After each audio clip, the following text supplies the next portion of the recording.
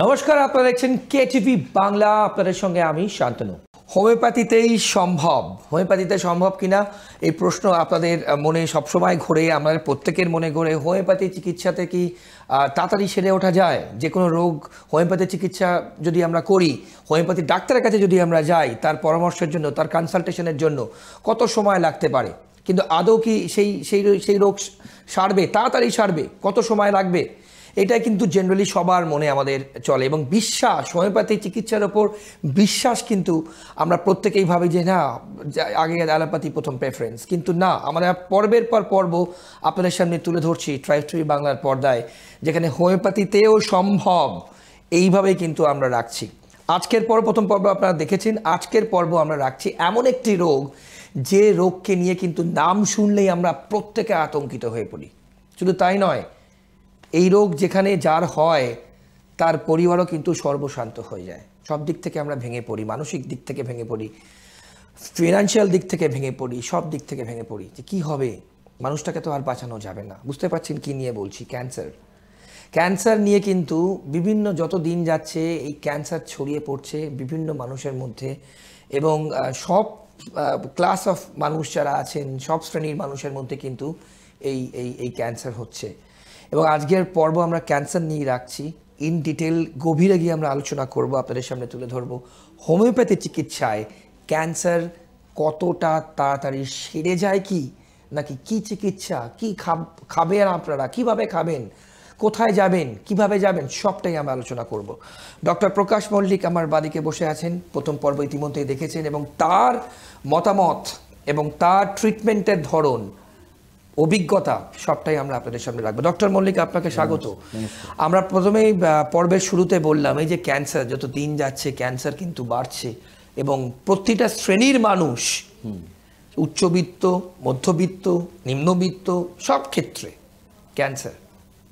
হ্যাঁ, আমরা এই ক্যান্সারের, আমি দুটো বই আছে ক্যান্সার, এটা যেখানে বাঙালি আছে সেই এই বইটা চলে, এটা 5টা সংস্করণ বেরিয়েছে, এবং বিদেশি লোকেদের আগ্রহে আমি একটা ছোটো, আমাদের একটা বড় বই চলছে, এবং এক্ষেত্রেও কিন্তু আমরা একটা ইংরেজি বই লিখেছি যে ক্যান্সার। এই বইগুলোতে কিন্তু শুধুমাত্র ক্যান্সারের ট্রিটমেন্ট লেখা নেই, এর প্রতিকার লেখা আছে, এবং এটা কিভাবে প্রতিহত করা যায়, প্রতিরোধ করা যায়, সে ব্যাপারটাও লেখা আছে।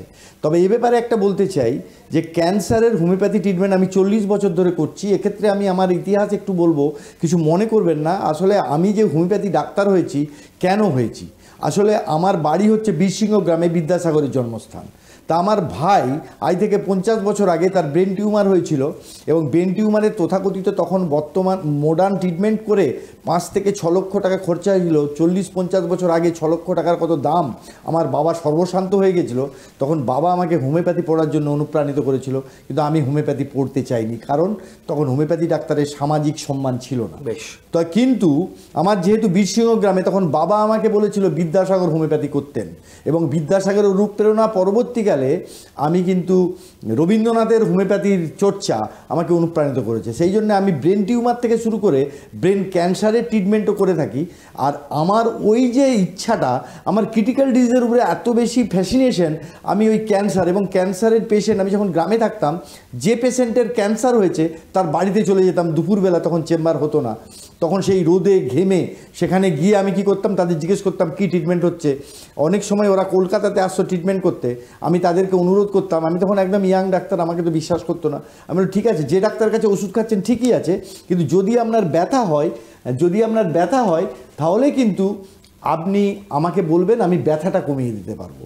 আমি এমন একটা ওষুধ তৈরি করেছিলাম, সেটা আজকে আমার জীবনে একটা পায়োনিয়ার থিঙ্ক হয়ে গেছে। যে কোনো ক্যান্সার পেনকে আমরা কয়েক হাজার টাকার ওষুধে ভালো করে দিতে পারি, কমিয়ে রাখতে পারি। এবং ঘটনা হচ্ছে, যদি এলোপ্যাথিক পয়েন্ট অফ ভিউ, যদি আপনি ক্যান্সারের পেন হয়, এলোপ্যাথি ডাক্তাররাও বলে দেন যে আপনি কিন্তু পেন কিলিং ট্যাবলেট বেশি খাবেন না, তার প্রেক্ষিতে কিন্তু কী হতে পারে, কিডনি নষ্ট হয়ে যেতে পারে। সেক্ষেত্রে যদি আপনি বিশেষ প্রয়োজনে এলোপ্যাথি ট্রিটমেন্ট নেন, তাহলে পার এপিসোডে যে পেন কিলিংয়ের যে ট্রিটমেন্টটা 10,000 টাকা করে লাগে, আর যদি সেটা নিউরোলজিক্যাল লেভেলে চলে যায় 1,19,000 টাকা লাগে। আর সেখানে আমাদের মাত্র কয়েক হাজার টাকার ওষুধে কিন্তু পেশেন্ট ভালো হয়ে যেতে পারে, পেনটা কমে যেতে পারে। আর এই ক্যান্সার আমি 40 বছর ধরে চিকিৎসা করছি, অল টাইপ অফ ক্যান্সার, মানে সে বেস্ট ক্যান্সার আমরা বেশি পাই, ইউটেরাস ক্যান্সার, ব্রেন ক্যান্সার, তারপরে পোস্টেড ক্যান্সার খুব বেশি হয় মানে পুরুষ মানুষের, আর তার সঙ্গে সঙ্গে স্কিন ক্যান্সারও আমরা দেখছি, এবং ব্লাড ক্যান্সার এবং লাং ক্যান্সার, এই দুটো ক্যান্সার বেশি ডেঞ্জারাস। কিন্তু আমরা যে সব ক্যান্সারকে ভালো করে দিতে পারছি এটা কিন্তু সত্যের অপলাপ করা হবে। কিন্তু আমার দুঃখের বিষয় এই যে আমাদের কাছে পেশেন্ট কখন আসে, যখন তার সব শেষ হয়ে যায়। তাকে বলে দেওয়া হয়েছে অনেক ক্ষেত্রে যে 3 মাস বাঁচবে, 3 বছর বাঁচবে, 1 বছর বাঁচবে, 6 মাস বাঁচবে, এবং সেই পেশেন্টগুলোকে আমরা 10 বছর, 12 বছর, 20 বছর পর্যন্ত বাঁচাতে পেরেছি। মডার্ন সায়েন্সে একটা ক্যান্সার পেশেন্টকে যদি কেউ 5 বছর ভালো রাখতে পারে, সেটাকে কিওর হয়ে গেছে বলে ধরে রাখতে পারেন। সেক্ষেত্রে আমরা কিন্তু তাকে দীর্ঘজীবন, এবং এক্ষেত্রে কিন্তু শুধু ভাবাবেগ নয়, ক্যান্সার ভালো হয়ে গেছে মানে ব্যথা কমেছে বলে ভালো হয়নি, সেখানে ক্যান্সারের মার্কার আছে। ক্যান্সারের মার্কার CA-125 মহিলাদের ক্ষেত্রে, CA-19, এইগুলো কিন্তু আমরা প্যাথোলজিক্যালি কমিয়ে দিচ্ছি। তার মানে ক্যান্সার যে সারছে। এবং এক্ষেত্রে আরেকটা কথা বলবো, ওয়ার্ল্ড হেলথ অর্গানাইজেশন জানিয়েছে আগামী দিনে প্রত্যেক বাড়িতে ক্যান্সার হবে, বিশেষ করে বাংলাদেশ, ভারতবর্ষ এবং শ্রীলঙ্কা। এবং তারা দক্ষিণাত্যের একটি বিশ্ববিদ্যালয় গবেষণা করে জানিয়েছে যে এর কারণটা কি, ক্যান্সার কেন হচ্ছে। ক্যান্সার হচ্ছে এই কারণেই, বলছে যে আমরা বাচ্চা নষ্ট করি। সেই বাচ্চা নষ্ট, যখন প্রেগনেন্সি আসে হঠাৎ করে টার্মিনেশন করার কারণে precipitate of the hormones of the breast and also uterus, সেখানে কিন্তু ক্যান্সার হওয়ার সম্ভাবনাটা বেড়ে যায়।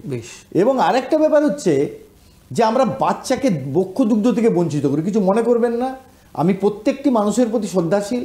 যারা শিক্ষিত, আমি বিশেষ করে আমার এই 40 বছর এক্সপিরিয়েন্সে দেখেছি, তারা বক্ষ সৌন্দর্য নষ্ট হয়ে যাওয়ার পরে ভয়ে অনেক সময় সন্তানকে বক্ষ দুগ্ধ দিতে চান না, মানে ব্রেস্ট ফিডিংয়ের কথা, ব্রেস্ট ফিডিং। কিন্তু সেই জন্য টিভিতে, রেডিওতে বলতে হচ্ছে যে আপনার সন্তানকে বক্ষ দুগ্ধ থেকে বঞ্চিত করবেন না।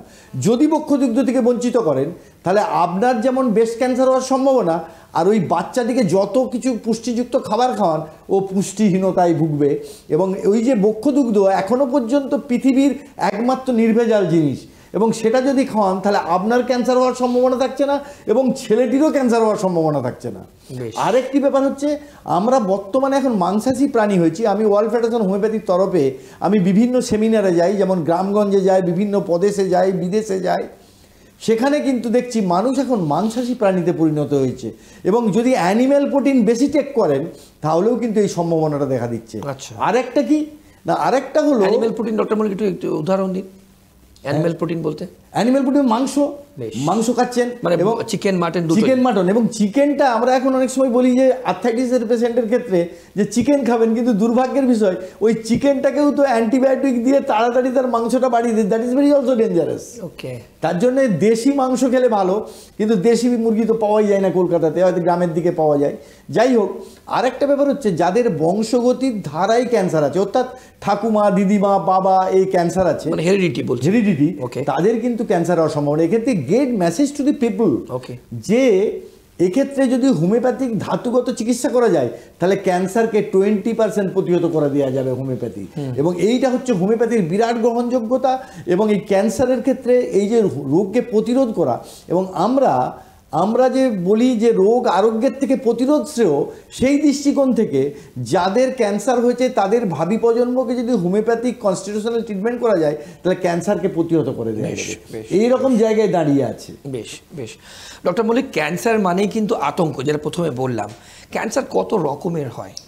ক্যান্সার কত রকমের হয় মানে আপনি যে এক্সাম্পলগুলো দিলেন, উদাহরণগুলো দিলেন, ওগুলো বাদ দিয়েও বিশেষ করে কোন ক্যান্সার ঠিক হওয়ার কি কোনো প্রবণতা থাকে? আমার মেন প্রশ্ন এইটা। দ্বিতীয়, ভারতবর্ষের বিভিন্ন শহর, শুধুমাত্র কলকাতা তো নয়, ভারতবর্ষের বিভিন্ন শহরে কত রকম ক্যান্সার দেখা দেয়। রুট কি, কোত্থেকে বুঝবো যে এটা ক্যান্সারের পরিণত হতে পারে? ক্যান্সারের প্রথম প্রবণতা হচ্ছে বুঝতে হবে যদি আপনার হঠাৎ করে ওজন কমে যাচ্ছে, কিন্তু সেটা যদি ডায়াবেটিস থেকে কমতে পারে, কিন্তু ডায়াবেটিস না থাকলে ওজন কমে যাচ্ছে মানে আপনার ক্যান্সার হওয়ার সম্ভাবনা থাকে। সেক্ষেত্রে একটা CEA বলে একটা ব্যাপার আছে, ক্যান্সারাস এমব্রায়োনিক অ্যান্টিজেন।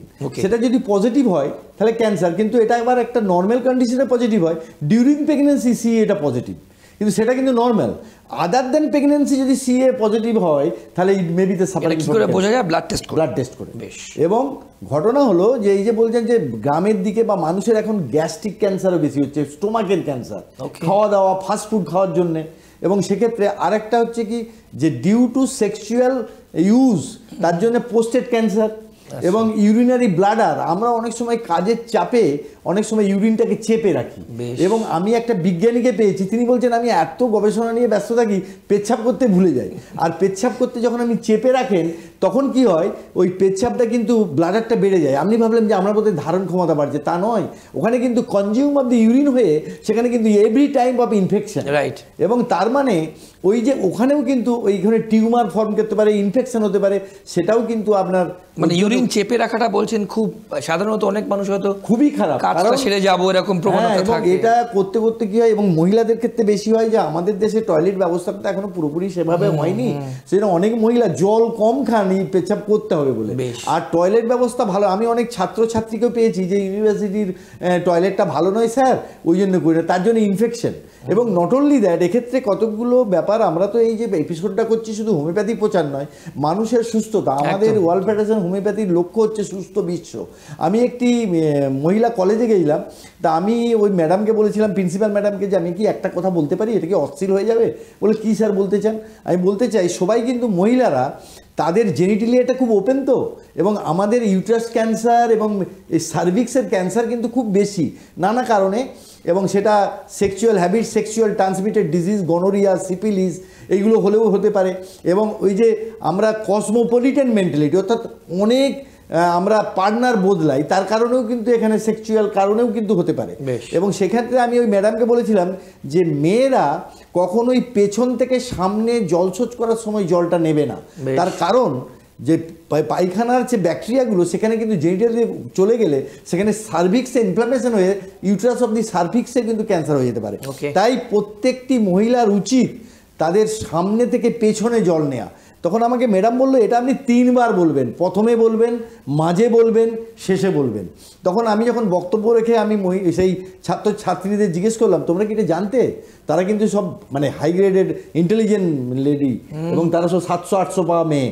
তো বললো স্যার আমরা এটা ভাবিনি, কিন্তু এটা তখন আমাকে ম্যাডাম বললো এটা একটা গুরুত্বপূর্ণ, আজকের আলোচনাটা সার্থক হলো। তারা নয় তো দর্শকরা যারা দেখছেন ইনফ্যাক্ট তারাও জানেন না। এবং ঘটনা হচ্ছে এই যে সামান্য সামান্য ব্যাপার, এবং এই যে অনেক সময় ঠোঁটে ক্যান্সার হয়। আমরা যারা কথা বলি, যারা রাজনীতিবিদ, যারা গায়ক, আমাদের কাছে অনেক নামকরা গায়করাও আছে, এই বেশি কথা বলার জন্যও কিন্তু এখানে গোলার মধ্যে টিউমার হয়ে প্রথমেই স্বরভঙ্গ হয়ে যায়, ওখানেও কিন্তু ক্যান্সার হতে পারে। এবং এক্ষেত্রে বলবো, দর্শকদের বলবো, আমরা কিন্তু খুব গরম চা খাবো না, আবার খুব ঠান্ডা জলও খাবো না। এবং আরেকটা ব্যাপার হচ্ছে সামান্য কারণে, এগুলো খুব ছোট ছোট ব্যাপার। ছোট ছোট ব্যাপারটা কি না, যখন কোনো গলা ব্যথা হয় তখন অনেকে বাড়ির মা ঠাকুমারা বা আমাদের গার্জেনরা বলে একটু নুন জলে গার্গেল করো, কিন্তু আমাদের কাছে অনেক পেশেন্ট বলে স্যার গার্গেল তো করছি কিন্তু ভালো হচ্ছে না। ব্যাপারটা হচ্ছে যে আমরা সেই ছোটোবেলার অভিজ্ঞতা থেকে বলতে পারি যে যখন কোনো গরম বাতাস কোনো জায়গায় আসে, ঠান্ডা জায়গায়, তখন তো গরম বাতাসটা চলে আসে, তাহলে আমি যদি এখানটা না ঢাকি তাহলে কিন্তু ওখানে এসে আবার ইনফেকশন হয়ে যাবে। এটাও কিন্তু একটা ফ্যাক্টর। এবং আমি অনেক যখন পেশেন্টকে বলেছে এই কথাটা কেউ বলেনি, গার্গেল করতে বলেছে, এই ঢাকার কথা বলেনি। এবং এই যে গরম ঠান্ডা খাওয়া, আমরা নর্মাল টেম্পারেচারে খাবো, এবং অনেক সময় আমরা ফ্রিজের ফল রেখে তাড়াতাড়ি খেতে চাই, সময় থাকে না, সেটা কিন্তু নর্মাল টেম্পারেচারে, তবেই কিন্তু গোলায় কিন্তু ক্যান্সার হতে পারে। এবং এটা কিন্তু খুব কমন ব্যাপার। আর যে বলছিলেন আমাদের আগের একটা এপিসোডে আমি বলেছিলেন যে মোল্ডিং মেথড ব্যাপারটা কি, তো মোল্ডিং মেথড ব্যাপারটা হলো কি, যে আমার কাছে একটা পেশেন্ট এসেছিল, সে 12 বছর বয়সে হারপিক খেয়ে নিয়েছিল ভুল করে। তা হারপিক খেয়ে নেওয়ার পরে তার কিন্তু এই ইসোফেগাসটা কনস্ট্রিক্টেড হয়ে যায়। আমাদের দেশের দক্ষিণের যে হসপিটালে ওনারা গেছেন, বলেছে এটাকে অপারেশন করতে হবে, রাইস টিউব দিয়ে খেতে হবে, কারণ এটা it maybe the cause of cancer, এখন করছি না, আপনারা কলকাতায় পিজিতে ওটাকে ডাইলেট করবেন। ওরা একটা ডাইলেট করেছে 2 মাস 3 মাস ছাড়া, যখন ওটা অবস্ট্রাকশন হয়ে যায় তখন ডাইলেট করে নেয়। কিন্তু ডিউরিং দ্য করোনা পিরিয়ড ওই পিজিতে যাওয়ার সময় পাইনি। তখন আমার কাছে আসে যে এর কোনো হোমিওপ্যাথি চিকিৎসা আছে স্যার? তো আমি তখন বললাম যে চেষ্টা করে দেখব। তা আমার ছেলে ডাক্তার পার্থসারথী মল্লিক, তাকে বললাম দেখতো মানে হারপিকে কোন অ্যাসিড আছে, তখন সে বললো মিউরিক অ্যাসিড। কিন্তু মিউরিক অ্যাসিডটা দিলাম সময়তি, কিন্তু মিউরিক অ্যাসিডটা আমার আর পূর্ববর্তী কোনো ডাক্তার দিয়েছে, কাজ হয়নি। তখন আমি আমার ছেলেকে বললাম যে মিউরিক অ্যাসিডের অ্যান্টিডোট কী? তখন আমার ছেলে বললো বাবা ব্রায়োনিয়া এটা সবাই জানে, আমিও জানতাম না, ওষুধ, কমন ওষুধ, এবং সেটা দেওয়ার পর পেশেন্ট ভালো হয়ে গেছে। That is the moulding method. এটা কিন্তু বইয়ে লেখা নেই। তা সেই যে এই কন্ডিশনগুলো, এই জন্যে ডাক্তারবাবুর অভিজ্ঞতা এবং তার মানসিক অবস্থা এবং তার মনের গভীরতা, এক্সপিরিয়েন্স ইজ ভেরি ইম্পর্টেন্ট। এবং সেই জন্য বলি নলেজ ইজ এ পাওয়ার। এবং সেই নলেজটাকে কিন্তু প্রতিদিন আমি এখনো শিখছি, আমি এখনো ছাত্র, আমি ডাক্তার বলি না, এবং মানুষের কাছে শিখি আমি। তো সেই জন্যেই, এবং আমি একটা ওষুধ আবিষ্কার করেছি, সেটা আমি ট্রেনে, আগে আমার তো গাড়ি ছিল না, আগে ট্রেনে যাতায়াত করতাম। তো আমি একটু লোকের সঙ্গে কথা বলি এবং ডাক্তারবাবু বলে সবাই আমার কাছে একটু প্রেসক্রিপশন করিয়ে নেয়। তো একটা চা বিক্রেতা আমাকে বিনা পয়সায় চা খায় আর মাঝে মাঝে গল্প করে, তার স্ত্রীর একটা ব্যাপার, তার একটা পায়ে চর্মরোগ হয়েছে। তো আমি তাকে ওষুধ লিখে দিয়েছি। তারপরে কি হলো যে আমি অনেকদিন যাইনি, একদিন বলছি ডাক্তারবাবু আপনি আসেন না, আমি এখন গাড়ি কিনেছি, আমি গাড়িতে চলে যাই, আর আজকে কোনো কারণে আমার ড্রাইভার আসেনি বলে এসেছি। তখন বলে, আমি তোমার যে পায়ের আমার মনে থাকে, বলে স্যার ভালো হয়নি, তোমার আপনার ওষুধ খেয়ে ভালো হয়নি। কার ওষুধ খেয়ে? না, আমি একটা গাছের পাতা লাগিয়ে ভালো হয়েছে। কোন গাছের পাতা? তো বলে এই গাছের পাতা। আমি সেই গাছের পাতা দিয়ে পরবর্তী স্কিন ক্যান্সার ভালো করেছি। আচ্ছা। এবং ঘটনা হলো সেটা আমি আমার চর্মরোগের বইয়ে লিখেছি এবং ভবিষ্যৎ প্রজন্মের, তার মানে ওই সাধারণ মানুষের কাছেও শেখার আছে। এবং এটা কিন্তু ভাববেন, নলেজ কিন্তু শুধুমাত্র ডাক্তারাই দিতে পারে, প্রত্যেকটা মানুষের মধ্যে নলেজ আছে। সেই নলেজটাকে যদি আমরা অ্যাকোয়ার করতে পারি, যে আমি যখন আমাদের সেন্ট্রাল কাউন্সিলের একটা জায়গায় গিয়ে বললাম, বলে হ্যাঁ আবিষ্কার তো এইভাবে হয়েছে। আমার জন্ম বীরসিংহ গ্রামে বিদ্যাসাগরের হাঁপানি ছিল, বিদ্যাসাগর হোমিওপ্যাথি চর্চা করতেন, এবং তিনি, তার হাঁপানি ছিল, তিনি বাড়িতে ফিরে এসে তার ভৃত্যকে বলছে এক কাপ চা দাও। তো চাটা দিয়েছে, চা দেওয়ার পর হাঁপানিটা কমে গেছে বিদ্যাসাগরের। তখন বলে তুই কি আজকে আদা দিয়েছিস? বলে না স্যার, মানে স্যার নয়, মানে প্রভু, মানে তখন তো স্যার বলাটা ছিল না। বলে না মশাই, আমি তো আদা দিইনি। তখন বলছে কেন? আমার তো একটু হাঁপানিটা কমে গেছে। তখন ওই ভৃত্য গিয়ে দেখছে যে আরশোলা পড়েছিল।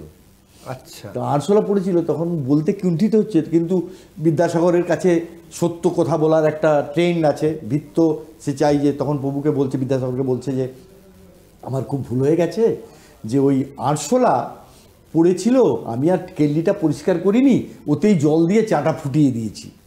তো বিদ্যাসাগর হোমিওপ্যাথি জানতেন, এবং ওটাকে রিপ্রুভিং বলা যায়।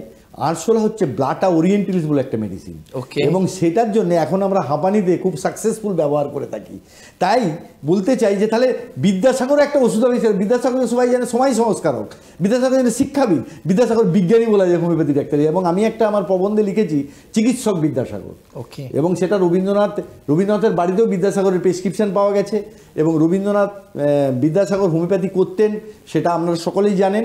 এবং যখন উনি কারমাটরে ছিলেন, সেই সাঁওতালদের মধ্যে হোমিওপ্যাথি করতেন।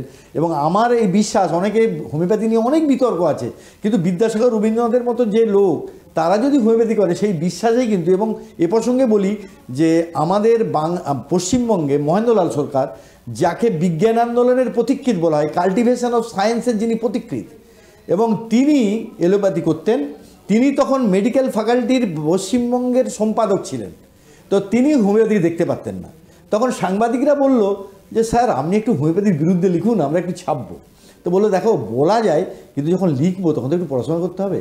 উনি মর্গ্যান সাহেবের ফিলোজফি ইন হোমিওপ্যাথি বইটি পড়ে যে প্রবন্ধটি লিখলেন, সেই প্রবন্ধটি লিখলেন যে যদি পৃথিবীতে কিউরেটিভ কিছু থাকে সেটা হোমিওপ্যাথি। এই কথাটা বলা সহজ নয়।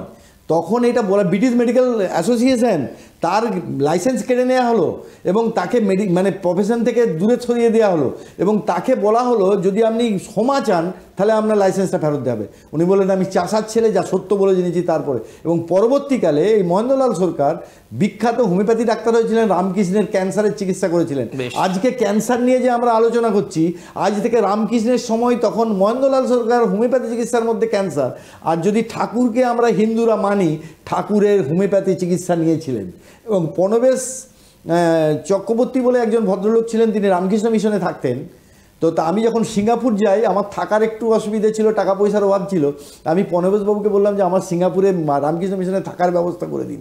তো উনি বললেন আরে আমি হোমিওপ্যাথি ডাক্তার, রামকৃষ্ণের সঙ্গে হোমিওপ্যাথির নিবিড় সম্পর্ক, আপনি বললেই থাকতে দেবে। বাস্তবিককে বলার পরেই আমাকে কিন্তু ওখানে 4 দিন থাকার জন্য উইদাউট ফ্রি অফ কস্ট থেকেছিলাম। তাই ক্যান্সারের সঙ্গে যে হোমিওপ্যাথির সম্পর্ক চিকিৎসার, সেটা কিন্তু রামকৃষ্ণের আমল থেকেই। আর আমি যে মল্লিক মেথডের কথা বলছেন, আমরা একটু পোটেন্সি ডোজ আলাদা দিই, এক্ষেত্রে কিন্তু রামকৃষ্ণ কি বলছেন? রামকৃষ্ণ বলছেন যে নবাবী আমলের টাকা কোম্পানি আমলে চলবে না। সেরকম আগেকার যে হোমিওপ্যাথি, আর তার থেকে আমরা ভেরিয়েশন করি, সেটাই মল্লিক মেথড, সেটাই স্বকীয় ধারা প্রকাশ মল্লিকের মেথড। বেশ, ডক্টর মল্লিক, ক্যান্সারের অনেকগুলো স্টেজ হয়, আমরা সাধারণত দেখি স্টেজ 1, স্টেজ 2, এটা কিভাবে ডিটারমাইন করা হয়? প্রথম প্রশ্ন। আর দ্বিতীয় প্রশ্ন, কোন স্টেজে থাকলে কিন্তু সেই রোগী যে ক্যান্সারে আক্রান্ত হয়েছে সে বাঁচতে পারে? মানে দুঃখের বিষয়, আমি আগেও বলেছি যে আমাদের কাছে কিন্তু সব লাস্ট স্টেজেই আসে, যখন আগে এলোপ্যাথি ছেড়ে দেয়, কেমোথেরাপি হয়ে গেছে, রেডিওথেরাপি হয়ে গেছে। কয়েকটা পেশেন্ট আমরা পাই যারা আমাদেরকে চেনে, যারা আমাদের সম্পর্কে জানে, তারা প্রথম স্টেজে আছে, তাদের আর ক্যান্সারটা সেকেন্ড স্টেজ পর্যন্ত যায়নি, তারা নর্মাল জীবন যাপন করতে পারে। কিন্তু দুঃখের বিষয়, আমরা 4th স্টেজ এবং 5th স্টেজে পাই, এবং তাদেরকে আমি আগেই বলেছি, তারা বারবার বলে দেওয়া হয়েছে তারা মারা যাবে, সে পেশেন্টকে আমরা 10 বছর 12 বছর বাঁচাতে পারি। এবং এই প্রসঙ্গে একটা কথা বলবো, প্রোস্টেট ক্যান্সারের একটি ভদ্রলোক, তার 3 বার অপারেশন হয়েছে, তাকে বলেছে প্রত্যেক বছর এসে চেক আপ করাতে হবে, এবং সেই করোনার সময় সে যেতে পারেনি, আমার কাছে ট্রিটমেন্ট করছে। তখন তার বলে, স্যার আমি তো পুরোপুরি ভালো হয়ে গেছি, আমার কোনো জ্বালা নেই, যন্ত্রণা নেই, পেচ্ছাপের কোনো কষ্ট নেই। আমি বললাম তবুও আপনি আরেকবার যান। তখন তাকে বলেছে, you have free from any cancer germ. বেশ। এবং সেই পেশেন্ট কিন্তু আমরা এরকম অনেকগুলো পাই। তার মানে এই নয় যে সব ক্যান্সার, কিন্তু এটাকে স্ট্যাটিস্টিক্যালি যদি হাজার হাজার না করা যায়, বিভিন্ন দেশে না করা যায়, তাদেরকে স্টেজ করা যাবে না। কিন্তু আমার ব্যক্তিগত জীবনে 40 বছর প্র্যাকটিস জীবনে এরকম অসংখ্য ক্যান্সার পেশেন্টকে আমরা ভালো রাখতে পেরেছি, ভালো করতে পেরেছি, যারা প্রথমে এসেছে আর যারা এসেছে। এবং এটা তো আমি আগেই বললাম, এটা কিন্তু মানে শুধু কমে যাওয়া নয়, ওটা কিন্তু ক্যান্সারের মার্কার। এবং জেনেটিক্যাল লেভেলে এখন আমাদের ওষুধ বেরিয়েছে RNA DNA, মানে ক্রোমোজোমের লেভেলে, এবং সেই লেভেলে আমরা ট্রিটমেন্টটাকে নিয়ে গেছি। এবং এখন বর্তমান মেডিকেল সায়েন্স বলছে যে মডার্ন সায়েন্সের যে ট্রিটমেন্ট সেটা হচ্ছে জেনেটিক্যাল। বেশ। এবং জেনেটিক্যাল মানে এখন কিন্তু বিজ্ঞান 97টার ম্যাপ বের করেছে, বলছে জেনেটিক্সটাকে যদি, জেনেটিক্যাল যে এফেক্টেড পার্টটাকে যদি তুলে ফেলা যায়, তাহলে ওখানে যদি প্রতিস্থাপন করা যায় ভালো হয়ে যাবে। বেশ। কিন্তু আমি খুব ছোট মানুষ, সেই জন্য আমি আমেরিকাতে একটা চিঠি দিয়েছিলাম আমার যেই নলেজ থেকে। আমি বলেছিলাম যে আমরা ছোটোবেলায় অভিশ্রবণ পদ্ধতি পড়েছি, অর্থাৎ একটা পোটাটোকে যদি দুদিকে কাটা হয়, একদিকে জল দেওয়া হয় রঙিন জল, এই জলটা এখানে যায় কিন্তু পুরোটা যায় না, তার কারণ এই মাঝের জায়গাটা আত্মীকরিত হয়। তা আমি সেই যে চিঠি দিয়েছিলাম, তো বললো জাম কিন্তু থেকে যাবে। সেক্ষেত্রে হোমিওপ্যাথি ট্রিটমেন্ট করলে ওই জামটা কিন্তু থাকার কোনো সম্ভাবনা থাকবে না। যদি মারা যায়, মানে জামটা যদি মারা যায়, পার্মানেন্ট কিওর হয়ে যাবেন, এটা হোমিওপ্যাথির কিন্তু মেন থিওরি, আর এটাই that is a beauty of homeopathy. Okay doctor Mallick, শেষের দিকে আমরা প্রায়, ক্যান্সারের ক্ষেত্রে কোন কোন সাবধানতা অবলম্বন করা উচিত, এবং বিশেষ করে খাদ্যাভ্যাসে যারা মানুষ, আপনি যেমন বললেন যে বাইরে যারা খায় স্ট্রিট ফুড, আমরা ফাস্ট ফুড অনেক খাই, কোন কোন জিনিসগুলো করা উচিত সংক্ষেপে আপনার সময়? ক্যান্সারের ব্যাপারে খাওয়া দাওয়া হচ্ছে নর্মাল ডায়েট করতে হবে, টাইমে খেতে হবে, এবং আপনি যদি ইনটলারেন্স অফ ল্যাকটোজেন থাকে, দুধ খাওয়া যাবে না, টক দই খেতে হবে, শাকসবজি খেতে হবে। আর সব থেকে একটা কথা এখানে বলে দিই শর্ট ফর্মে, যে সময়ে যে জিনিসটা হয় সেই জিনিসটা খাবেন, সেটাই হচ্ছে প্রকৃতি ঈশ্বর পাঠিয়েছে। আর খাবার 3টে হয়, একটা জীবন্ত খাবার, একটা অর্ধমৃত খাবার, একটা মৃত খাবার। জীবন্ত খাবার হচ্ছে যেগুলো ধুয়ে খাওয়া যায়, আর অর্ধমৃত হচ্ছে যেগুলো সেদ্ধ করে খাচ্ছেন। আর যদি একবারে রোস্ট করে খাচ্ছেন, সেটা মৃত খাবার। সেই মৃত খাবার আপনার জীবনকে মৃত্যুর দিকেই ঠেলে নিয়ে যাবে, আর জীবন্ত খাবার আপনাকে জীবন্ত রাখবে, অর্ধমৃত খাবারকে আপনাকে নিউট্রিশন করবে। আর যদি যাদের অনেক সময় গরিব মানুষ আমাদেরকে বলে যে স্যার আমরা তো প্রোটিন খেতে পারি না, আপনি অঙ্কুরোদ্গম ছোলা খাবেন, সেটাই হচ্ছে সব থেকে বড় জিনিস। আর সকালবেলা আর্লি ইন দ্য মর্নিং উঠবেন, ব্যায়াম করবেন, আর সব ক্ষেত্রে হচ্ছে কি আপনি হাঁটা চলা করবেন, আর রাত্রিবেলা পেটে একটু খিদে রেখে উঠবেন। একটা ইংরেজিতে কথা আছে, টেবিলের খিদে রেখে উঠে পড়ো, এবং খালি রেখে খাবেন। যদি আমরা বলি সকালে খাবে রাজার মতো, দুপুরে খাবে রাজপুত্রের মতো, আর রাত্রে খাবে ভিখারির মতো। যদি ভিখারির মতো খান, তাহলে সকালে পায়খানা পরিষ্কার হবে, রাজা হয়ে উঠবেন, না হলে ডাক্তাররা আপনাকে ভিখারি করে ছাড়বে। রাজা হবেন কি ভিখারি হবেন, সেটা আপনার উপরে নির্ভর। দারুণ কথা বললেন, দারুণভাবে বোঝালেন। একদম শেষ দিকে তাহলে যে প্রশ্ন করব খুব সংক্ষেপে ডক্টর মল্লিক, তাহলে ক্যান্সার ক্ষেত্রে আপনি যেভাবে চিকিৎসা করেন, কি আপনার মেথড অফ ট্রিটমেন্ট যা আছে, মানুষ কিন্তু চিন্তাভাবনা না করে আপনার কাছে আসতে পারে? অবশ্যই, এবং ক্যান্সারের চিকিৎসা নিতে পারেন। তবে এক্ষেত্রে একটা সতর্কবাণী, হোমিওপ্যাথি মানেই ক্যান্সার করতে পারবেন। আমার ওই ছাত্ররা যে বললাম, সেক্ষেত্রে কিন্তু যার গভীর মনোনিবেশ আছে, যিনি পড়াশোনা করেন এবং সেটা কি করে বুঝবেন সেটা আপনাকে বুঝতে হবে। কি করে আপনার ছেলের টিউশনি মাস্টার যেমন আপনি নির্ধারণ করেন, সেটা কিন্তু সাবজেক্টে পাস করলেই হবে না। বেশ। আমি সেই জন্য বলি কেউ কেউ কবি, সকলেই কবি নয়, কেউ কেউ ডাক্তার, সকলেই ডাক্তার নয়। দারুণ, অনেক ধন্যবাদ ডক্টর মল্লিক, আপনি আজকে ক্যান্সার নিয়ে আমাদের সময়ের মধ্যে অনেক ধন্যবাদ। আপনারা শুনলেন আজ কিন্তু আমরা ক্যান্সার নিয়ে, যেটা শুনলেই আমাদের আতঙ্ক প্রত্যেকে কিন্তু একদম গ্রাস করে ফেলে। আমরা অনেক কিছু জানলাম, আপনাদেরকে জানালাম, এবং এরকমই কিন্তু পর্ব চলতে থাকবে আরও বিভিন্ন রোগ নিয়ে, যেগুলো সাধারণত আমাদের মধ্যে হয় এবং আপনাদের মধ্যে হয়। এবং আপনারা ভাবেন আমরা কোথায় যাব, কি চিকিৎসা করব, হোমিওপ্যাথি চিকিৎসা কিন্তু সম্ভব। আমরা এই আলোচনা থেকে সেটাই আপনাদের সামনে ব্যাখ্যা করছি, বিশ্লেষণ করছি, তুলে ধরছি। আরও অনেক পর্ব আসছে, কোথাও যাবেন না, দেখতে থাকবেন। তাই ভালো থাকবেন, নমস্কার।